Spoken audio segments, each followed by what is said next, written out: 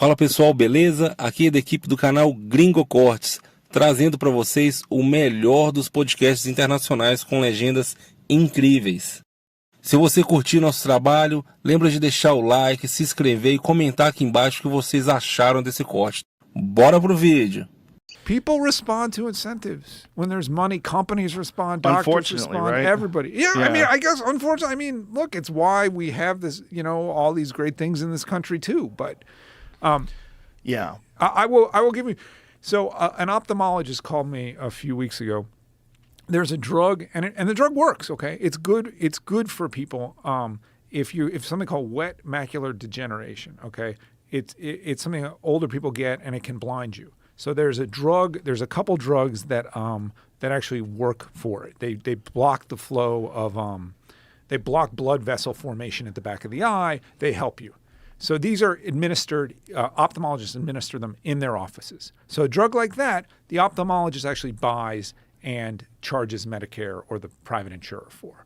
Okay, what's happening, and I saw this with a different drug when I worked at the New York Times 15 years ago, so nothing ever changes. These companies all play the same games, is that the companies that make this drug are giving doctors a rebate on the purchase price. And the more you use, the bigger the rebate. And this is a drug that costs thousands of dollars per person per year. Okay, it's dosed multiple times a year for a lot of these people. So what all this adds up to is if you're an ophthalmologist who's using a lot of this, the company is cutting you a check for 5 or sometimes 6 figures, sometimes multiple times a year. Okay, don't tell me that's not a bribe.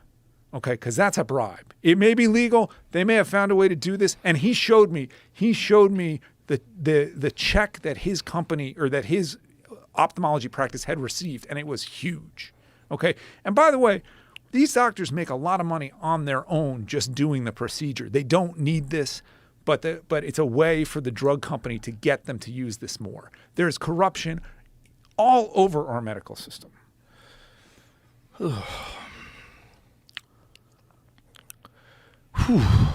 And how does that get resolved? Is there a way at this point, or is it the system itself?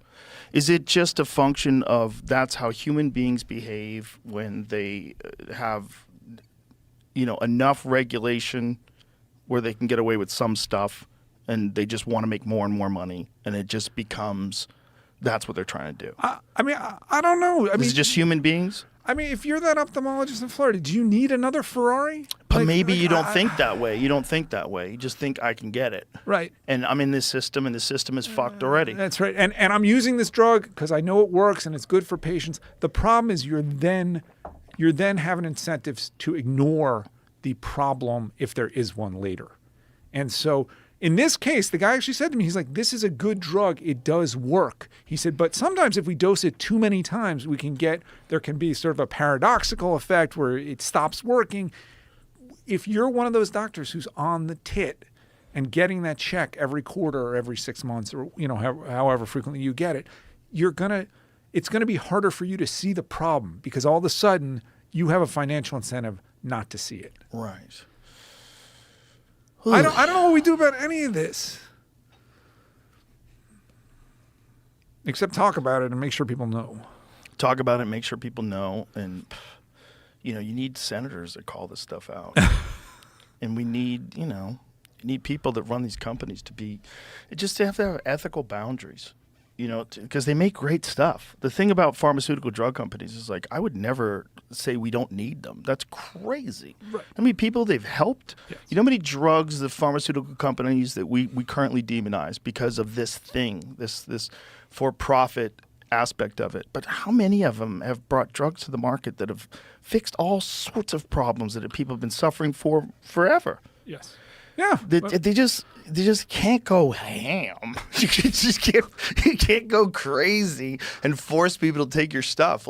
That's a bad relationship. A good relationship is a consumer and a provider. And the provider develops these drugs that are very beneficial to people, and most of them are. A lot of them are, right? Some of them are. Some of them are. But they do have drugs that they've developed that are really beneficial for people. They really do. Yes. They're real. And we can't fucking throw out the baby with the bathwater. I just think that it just the problem is also the process, right? Because to bring a drug to market costs so much fucking money. Yes. It costs it crazy. It's so prohibitive for most. If you were like some pharmacologist or some biologist and you guys were working together and you developed something, you had this idea about a pathway and you figured out something and maybe this could fix it and you really figured it out. Sure. Good fucking luck. Right. Good luck. Right. Getting that thing approved. Well, one of the great disappointments for me in the last 10 years is realizing that if you had to choose between a sewer system and a medical system, you'd choose a sewer system. Like, in other words, What's more efficient? What actually helps human health more?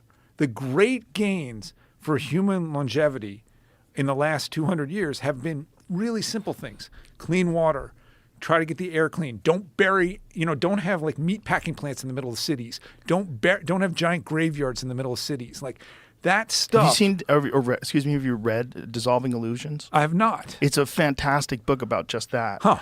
And the beginning of it is they talk about the conditions that people lived in, because you never really think about it. Like, what would it be like to live in a city before there were cars?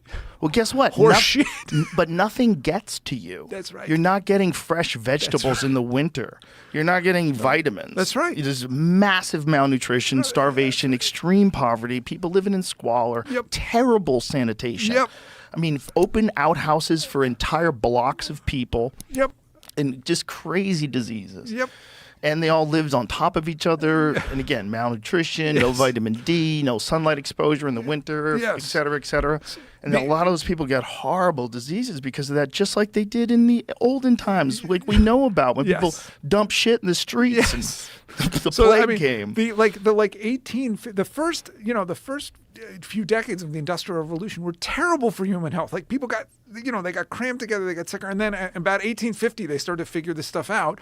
For 100 years, like we did great. Okay. But it wasn't really medicine. It was really more basic than that. And so the last 50, 60, 70 years, we've spent more and more and more money on medicine, trying to continue that growth in life expectancy. And it turns out like there are limits to it. There are just limits, and we seem to be reaching them. And the problem is, in the U.S. anyway, we're now spending so much money and having so many unnecessary medical procedures of marginal value. I'm not even talking about the cost. I'm talking about like value to people that we seem to have topped out. Pessoal, lembrando que se vocês gostaram do vídeo, deixa o like, comenta e se inscreve no nosso canal. Até a próxima!